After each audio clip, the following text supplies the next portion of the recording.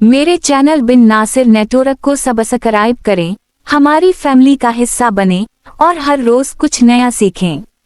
Novel Faris आल-नू, किस्त number 2, बाब रहबर, writer Ziyad Asghar जे अलिफ रे वाव नून।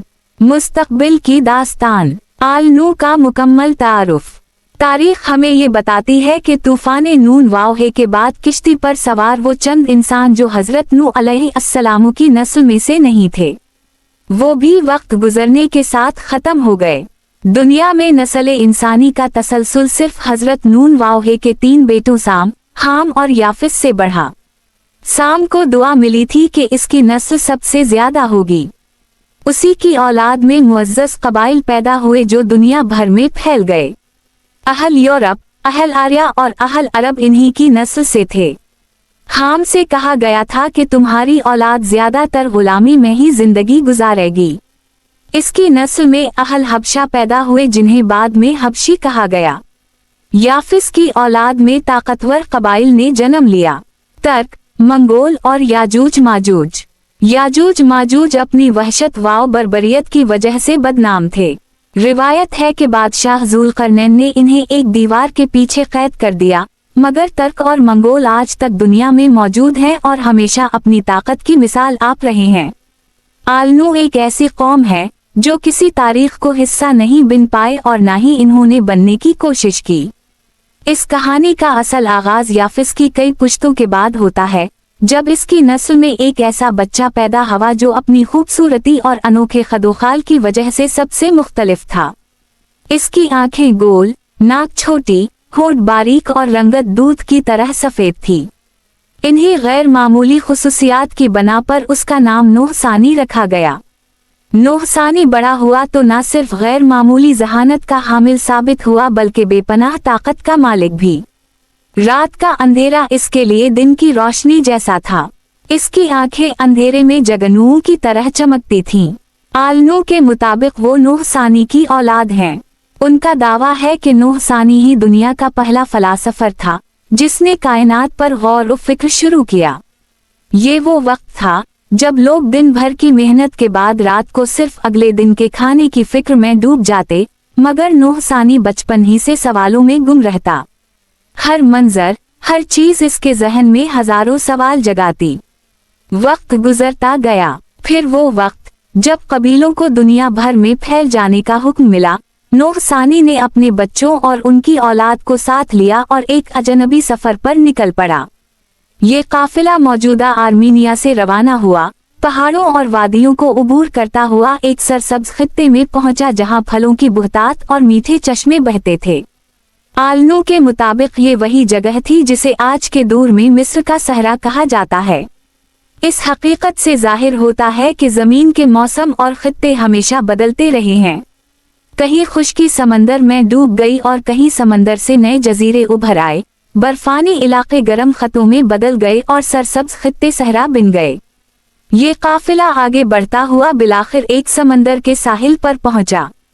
नूह सानी ने अपने बेटों की मदद से एक किश्ती बनाई, खाने का वाफिर जखीरा जुमा किया, कुछ जानवर साथ लिए और समंदर का सफर इख्तियार किया। आल-नू की एक रिवायत के मुताबिक ये समंदरी सफर 100 साल से भी ज्यादा अरसा तक जारी रहा। इस सफर में मुसीबतें उनके हमराह रहीं।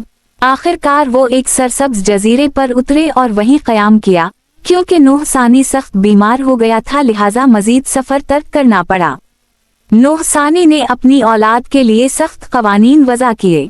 इसका हुक्म था कि जो भी उन अहकामात से रोगरदानी करे उसे कत्ल कर दिया जाए, चाहे वो बाप हो या बेटा। उसने इनसे कहा, तुम दुनिया से अलग और ताकतवर हो, हमेशा खुद को पोशीदा रखना, दुनिया की खबर रखना मगर अपनी खबर किसी को ना देना।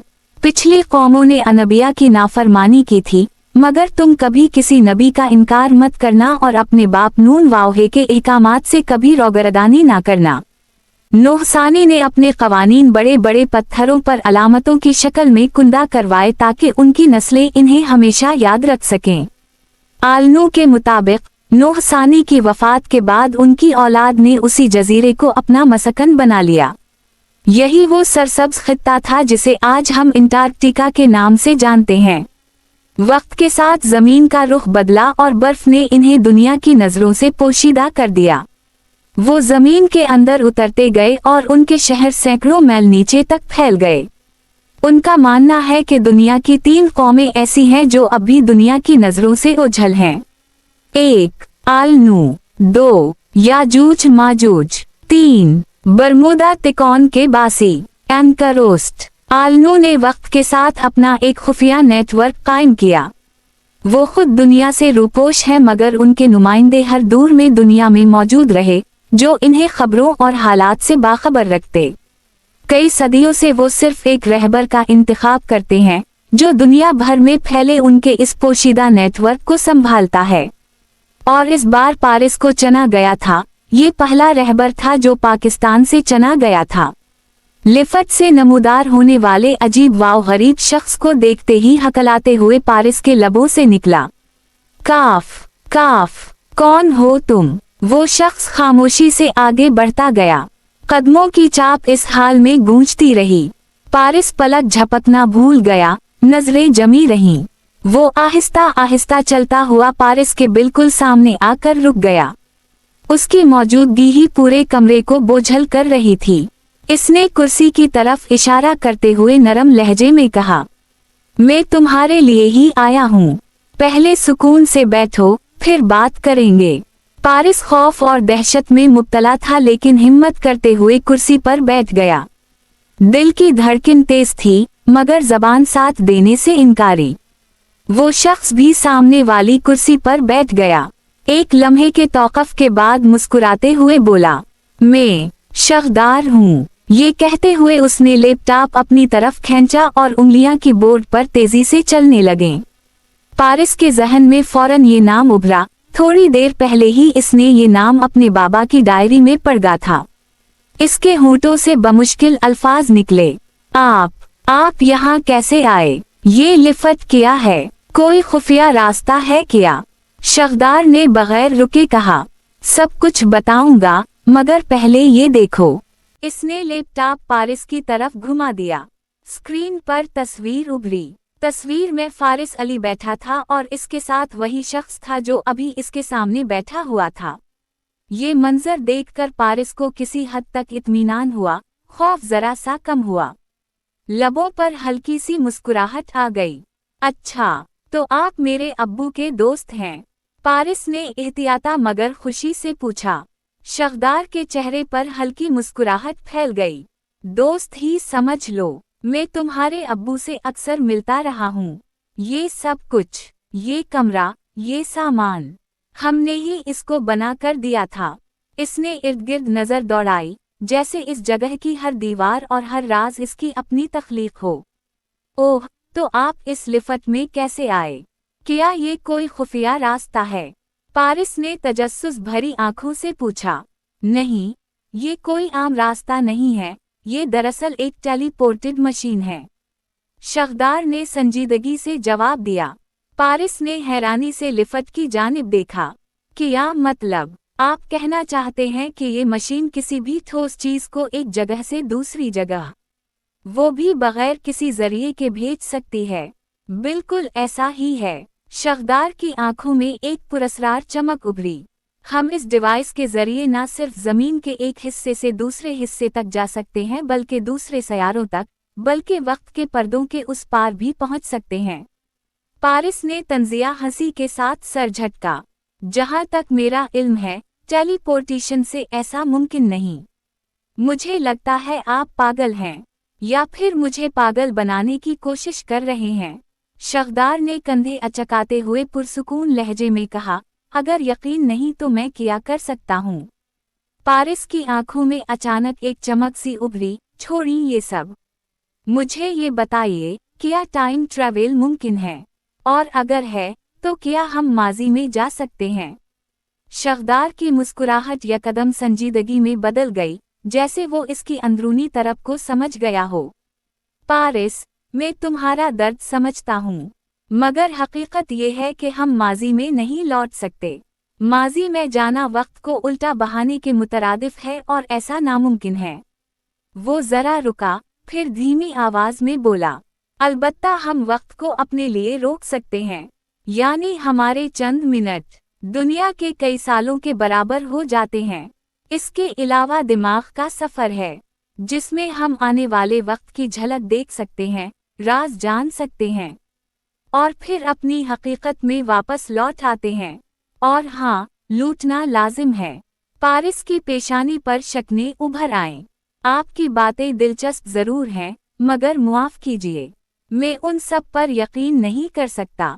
वो कुर्सी से उठ खड़ा हुआ और लिफट के करीब जा पहुंचा ताकि उसे करीब से जांच सके। शख्दार ने लैपटॉप बंद करके कुर्सी से उठते हुए कहा, अगर तुम्हें यकीन नहीं तो एक बात बताओ, क्या तुम इस कमरे से बाहर जाने का कोई रास्ता जानते हो?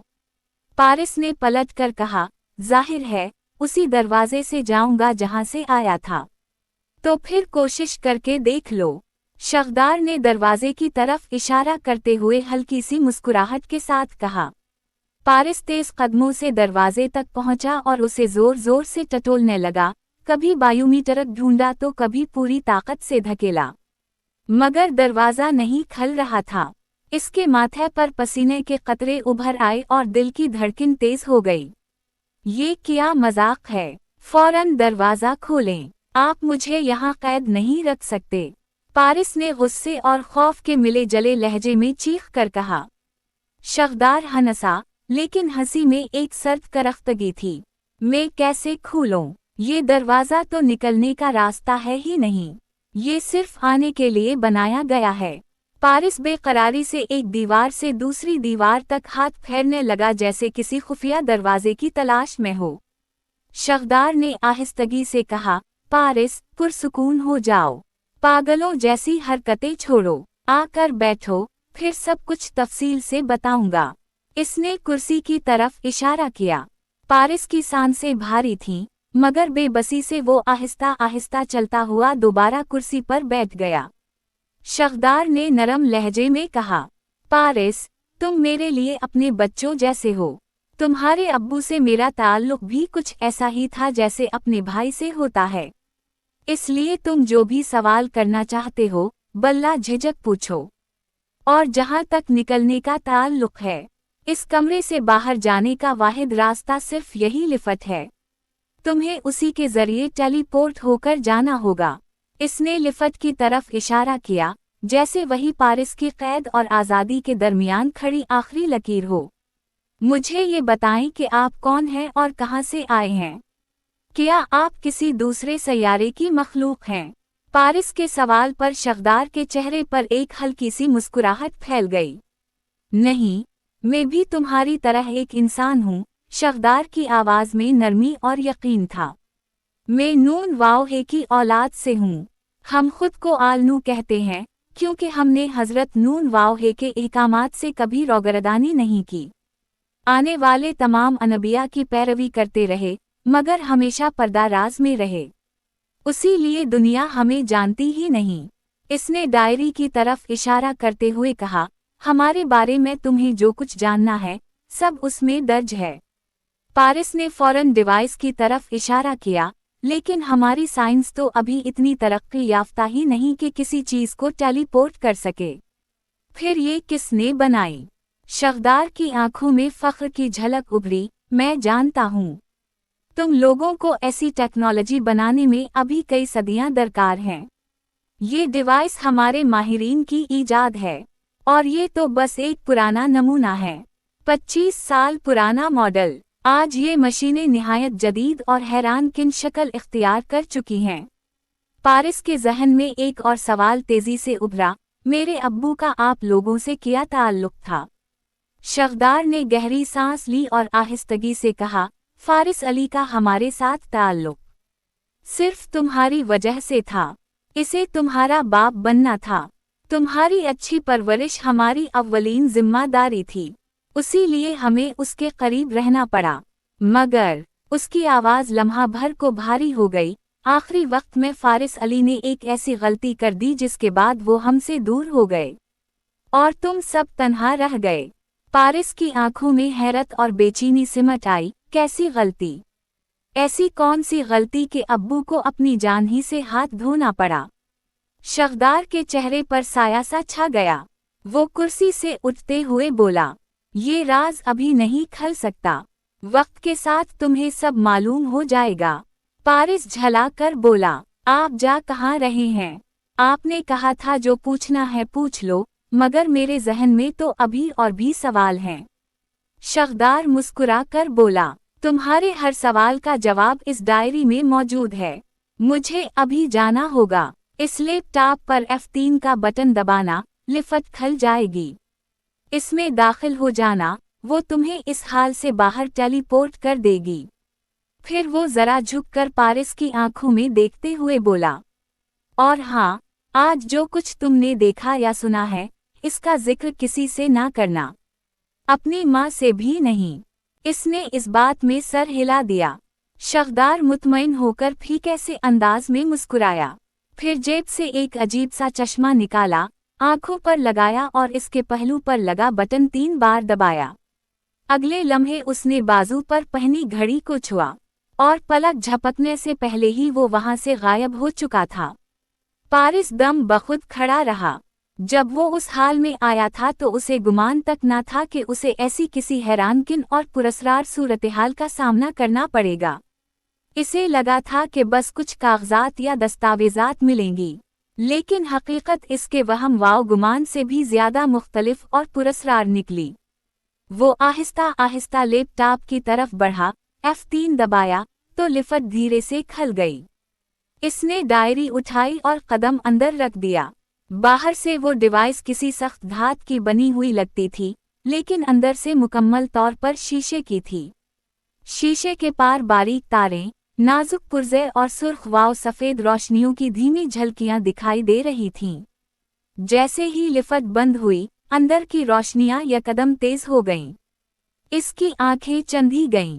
अगले ही पल उसे जिस्म में हल्की सी जलन और झटके जैसा एहसास हुआ। और फिर जब आंखें खोले तो वो हाल से बाहर खड़ा था। पारिस ने तहखाने वाले घर की तरफ कदम बढ़ाए। दरवाज़ा खोलकर जैसे ही अंदर दाखिल हुआ, वहाँ तलाल खामोशी से एक सोफे पर बैठा हुआ था, जबकि आज़ा बेचैनी के आलम में इधर उधर टहल रही थी। ओह पारिस, मेरे बच्चे, इतनी देर लगा दी तुमने। मैं तो परेशानी से मर ही गई थी। आज़ा ने पारिस को देखते ही एकदम उसकी तरफ लपक कर उसे सीने से लगा लिया और इसकी पेशानी पर बोसा दिया। इसकी आंखों में ममता की नमी झलक रही थी। तलाल भी पारिस को देखकर खड़ा हो गया। उसके चेहरे पर इत्मीनान और हैरत का मिला जला तासुर था। बैठो बेटा, आज़ा ने सोफे की तरफ इशारा करते हुए कहा। और ये बताओ, इस कमरे में क्या था? और ये डायरी किसकी है जो तुम्हारे हाथ में है? पारिस ने लम्हा भर सोचकर एक मसनूई मुस्कुराहट सजाई और बज़ाहिर लापरवाही से बोला, कुछ खास नहीं मामा, बस चंद पुरानी किताबें थीं, 1-2 अलमारियां, एक पुराना सा लैपटॉप, और मेरे लिए कुछ हिदायत रखी गई थीं। इन्हीं किताबों में ये डायरी मुझे पसंद आई तो उठा लाया। इसने डायरी दिखाते हुए माँ को मुतमईन करने की कोशिश की। आज़ा ने फिर पूछा, कैसी हिदायत बेटा? मुझे भी तो बताओ। पारिस ने उनका हाथ नरमी से थाम कर बोसा दिया और मुस्कुरा कर बोला, कुछ खास नहीं मामा, बस अब्बू जान की वसीयत समझ लें। मैं मुनासिब वक्त पर सब कुछ आपको बता दूंगा। आज़ा की आंखों में अब भी सवाल तीर रहे थे, मगर पारिस ने बात बदलते हुए कहा, मेरा ख्याल है हमें अब चलना चाहिए, काफी देर हो गई है। ये सुनकर आज़ा और तलाल भी अपनी निशिस्तों से उठ खड़े हुए। वो दोनों यही समझ रहे थे कि शायद ये राज अब खत्म हो चुका है, लेकिन वो इस हकीकत से बेखबर थे कि हर राज अपने अंदर हजारों राज छुपाए होता है। नया दिन तुलू हो चुका था। फजर की नमाज अदा करने के बाद जब पारिस घर लूटा तो खिलाफ मामूल सब गहरी नींद में डूबे हुए थे। वो आहिस्ता कदमों से किचन में दाखिल हुआ और अपने लिए नाश्ता बनाने लगा। चाय की खुशबू किचन में फैल रही थी कि अचानक पीछे से एक मानूस आवाज गूंजी, पारिस, क्या कर रहे हो यहाँ? आज़ा दरवाजे पर खड़ी थी। इसकी आवाज में हैरत भी थी और शफकत भी। पारिस ने कप में चाय डालते हुए कहा, कुछ नहीं मामा, बस अपने लिए नाश्ता बना रहा था। सब सो रहे थे, मैंने तंग करना मुनासिब नहीं समझा। आज़ा हल्की सी मुस्कुराहट के साथ करीब आई, फिर नरम लहजे में बोली, मुझसे कह देते, इसमें परेशानी वाली कौन सी बात थी। खैर, तुम नाश्ता करो, मैं नमाज पढ़ लूं, वक्त निकल रहा है। ये कहकर वो पलटने लगी। पारिस ने कप मेज पर रखते हुए आवाज दी, मामा, जरा सुनिए तो। आज़ा ठटक कर रुकी और पलट कर बोली, हाँ, बोलो बेटा। इसने कुछ झिझकते हुए कहा, मामा, मैं नाश्ता करके जरा बाहर जाऊंगा, चंद घंटों बाद वापस आ जाऊंगा अगर आप इजाजत दें तो। आज़ा ने एक लम्हा सोचा, फिर हल्की सी संजीदगी से बोली, ठीक है, मगर ज्यादा देर ना करना। तुम्हारी फूफू ने आज हमें मिलने आना है। इसने सुकून का सांस लेते हुए शुक्रगुजारी से कहा, शुक्रिया मामा, मैं जल्दी वापस आ जाऊंगा। वो नाश्ते में मसरूफ हो गया।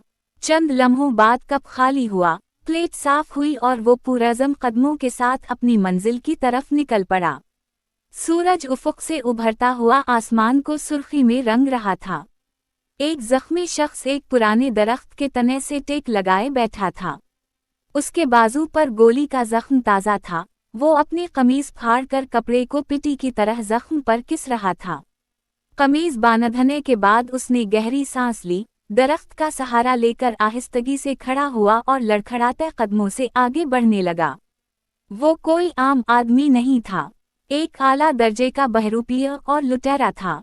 ज़बान का ऐसा जादूगर कि पलक झपकते ही दूसरों को अपनी बातों से कायल कर लेता। पूरे जुनूबी सूडान में इसका खौफ फैला हुआ था। लोग उसके नाम से कांपते मगर उसका चेहरा कोई नहीं पहचानता था। इसने अपनी शनाख्त हमेशा पर्दों के पीछे छुपाए रखी। गुज़श्ता रात की वारदात ने सब कुछ बदल दिया। अचानक पुलिस के हमले ने वाज़ेह कर दिया था कि उनकी सफ़ों में कोई मुखबिर है, और इसके नज़दीक मुखबरी का मतलब था गद्दारी, जबकि गद्दार की सज़ा सिर्फ एक थी, जिंदा दफन होना। गोली बाजू को चरती हुई निकल गई थी। जख्म बांधने में इतनी देर हो गई कि काफ़ी खून बह गया। नकाहत ने उसके जिस्म को बूझ बना दिया था, मगर वो मुसलसल चलता हुआ आखिरकार एक गार के दहाने पर पहुंचा।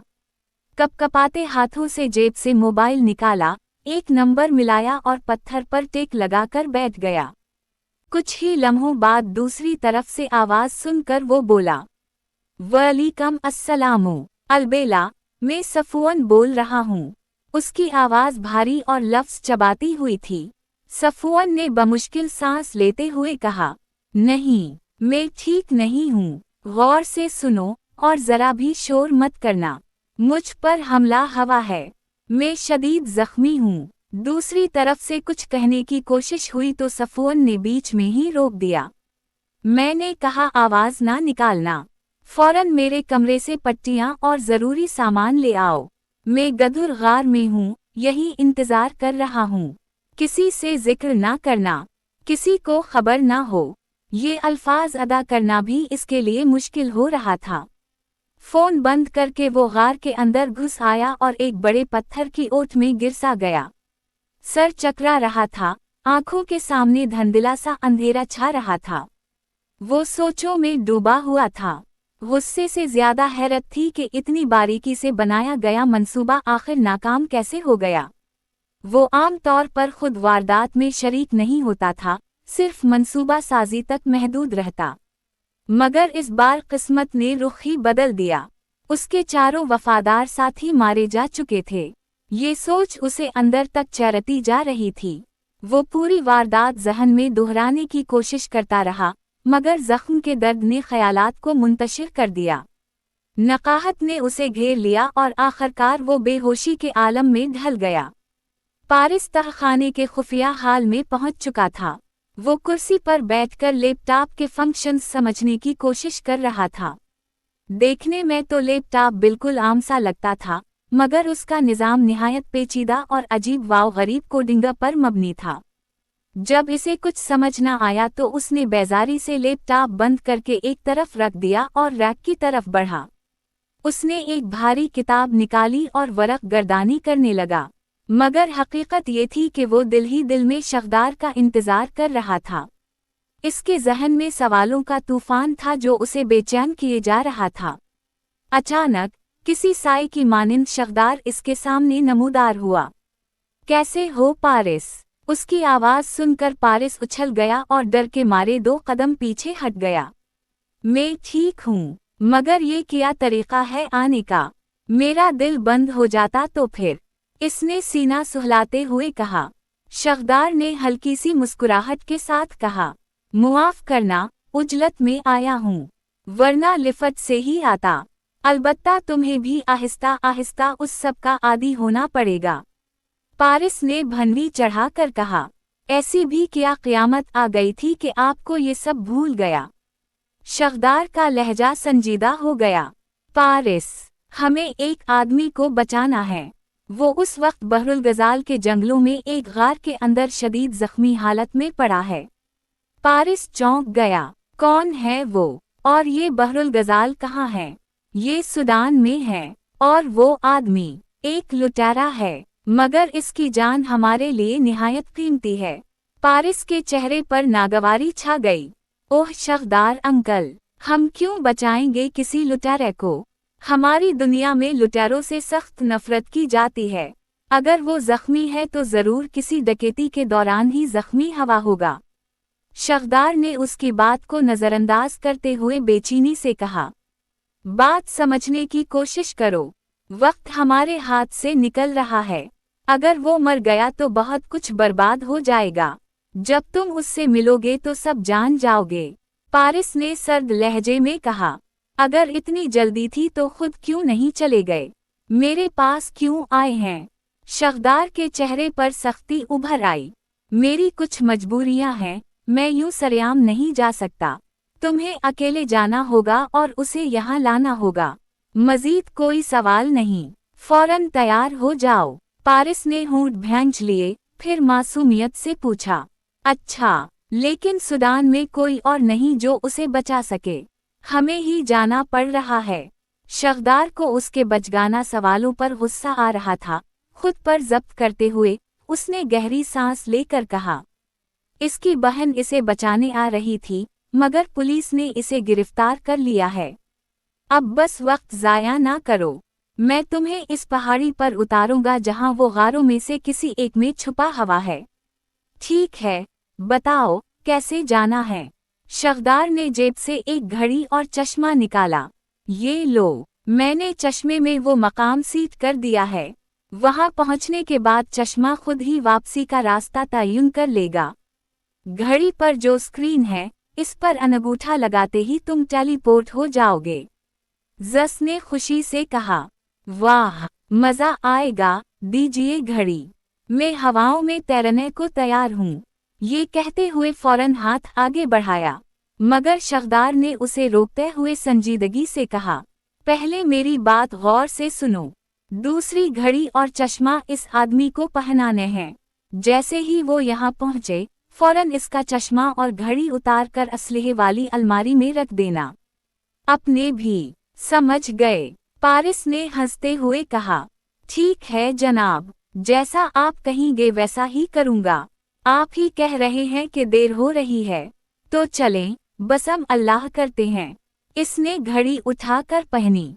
लम्हा भर में उसने महसूस किया जैसे घड़ी ने उसकी कलाई को जकड़ लिया हो और सुइयां इसके मांस में पैवस्त हो रही हूँ। वही एहसास उसे चश्मा पहनने पर भी हुआ। इसने दूसरी घड़ी और चश्मा जेब में डाले और घड़ी की स्क्रीन पर अंगूठा रखा। अचानक इसकी आंखों के सामने घुप अंधेरा छा गया, जिस्म में एक तेज झटके की मानिंद तकलीफ दौड़ी और लम्हा भर में वो अपने होश वाव हवास से बेगाना हो गया। पारिस ने आंख खोली तो वो घने जंगल के बीच खड़ा था। सामने एक अजीम उश्शान पहाड़ी अपने साए समेत खड़ी थी। इसने तेजी से कदम बढ़ाए और पहाड़ी के दामन तक पहुंच गया, मगर गार कहीं दिखाई ना दी। वो आगे बढ़ ही रहा था कि अचानक इसकी नज़र एक दरख्त के नीचे पड़े मोबाइल पर जा ठहरी। मोबाइल के पास ही तने पर खून की लकीरें वाज़ेह थीं।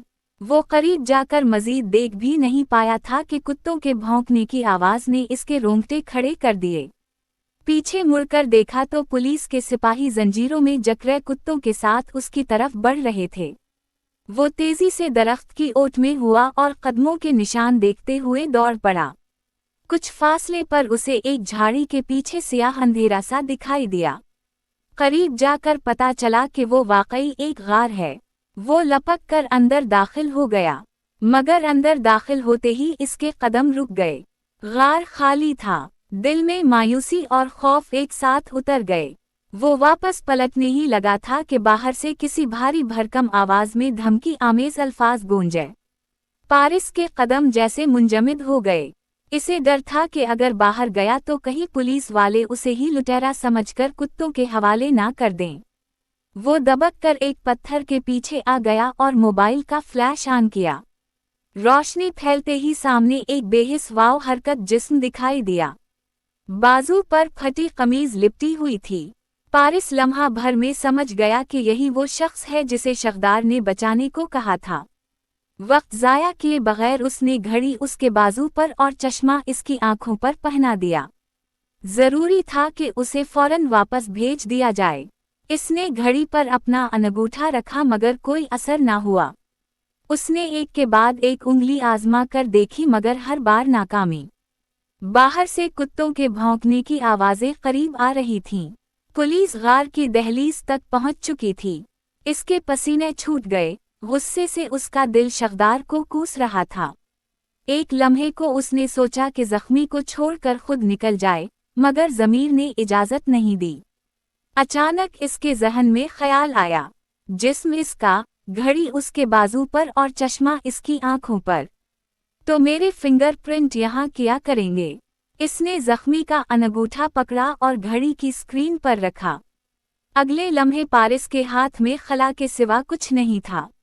वो शख्स गायब हो चुका था। पारिस ने इत्मीनान की एक गहरी सांस ली और चश्मा आंखों पर लगा लिया, लेकिन तब तक बहुत देर हो चुकी थी। पुलिस के 2 सिपाही इसके सामने आ खड़े हुए। मकामी जबान में चीखते हुए इन्होंने बंदूक की नाली उसकी तरफ तान दी और हाथ ऊपर उठाने का इशारा किया। इसने फौरन घबरा कर दोनों हाथ ऊपर कर दिए, मगर आहिस्ता आहिस्ता इन्हें सर के पीछे ले जा रहा था। पुलिस वाला मुसलसल चीख रहा था, मगर वो एक लफ्ज भी नहीं समझ पाया। उसी लम्हे जब इसका हाथ घड़ी की तरफ जाने लगा तो सिपाही के शक ने अंगारा बनकर इस पर वार किया। अगले ही पल गोली इसकी टांग में पैवस्त हो गई। वो तड़प कर जमीन पर गिर पड़ा, दर्द की शिद्दत से कराहने लगा, और गार की सियाह फिजा में गूंजती इसकी ससकियां अब एक नए तूफान का पेश खैमा बिन रही थीं। जारी है।